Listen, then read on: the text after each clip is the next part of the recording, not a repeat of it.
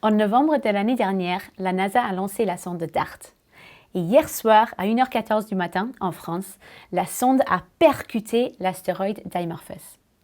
C'est un astéroïde de 160 mètres de diamètre qui se retrouve à 11 millions de kilomètres de la Terre. Nous l'avons impacté à 24 000 km/h. C'est-à-dire que dans la dernière seconde avant l'impact, la sonde a parcouru 6 km. La distance, c'est un peu comme si vous lancez une fléchette de Toulouse et vous visez une pomme sur le côté est du Canada. Le premier résultat qu'on a eu de la mission DART, c'est que la sonde s'est bien écrasée à la surface. Le deuxième, c'est que les télescopes sur Terre, regardant Dimorphos, ont vu que ça s'est devenu beaucoup plus brillant dans le ciel. Ça veut dire que l'impact a bien eu lieu. Il y avait un nuage de débris qui est sorti par derrière. Pourquoi on fait cette mission? En fait, c'est notre premier test de déflexion planétaire. Aujourd'hui, il n'y a aucun astéroïde connu qui menace la Terre. Mais un jour, il se peut que nous découvrons un astéroïde qui peut rentrer en collision avec la Terre. Et nous voudrions être prêts si jamais ça nous arrive. Cette mission de défense planétaire est en fait une mission en deux phases. Il y a la première partie, la partie de la NASA, qui s'est écrasée sur l'astéroïde en percutant l'astéroïde hier soir à 1h14 du matin.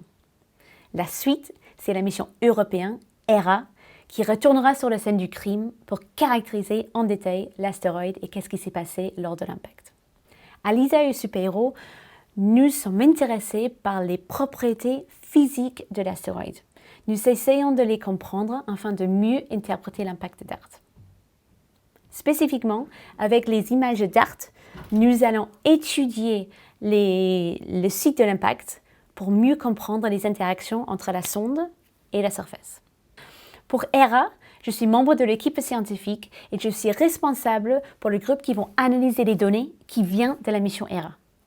Encore une fois, ici dans l'équipe SSPA, nous nous intéressons aux propriétés physiques de l'astéroïde, quel est l'état de sa surface et à quoi ressemble sa structure interne.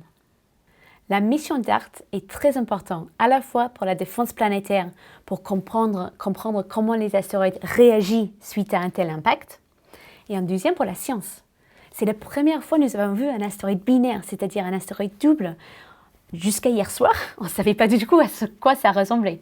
Aujourd'hui, on a les images, on a les astéroïdes binaires et toutes ces informations vont nous aider à comprendre l'évolution du système solaire et des planètes parce que les astéroïdes sont les briques restantes de la formation planétaire.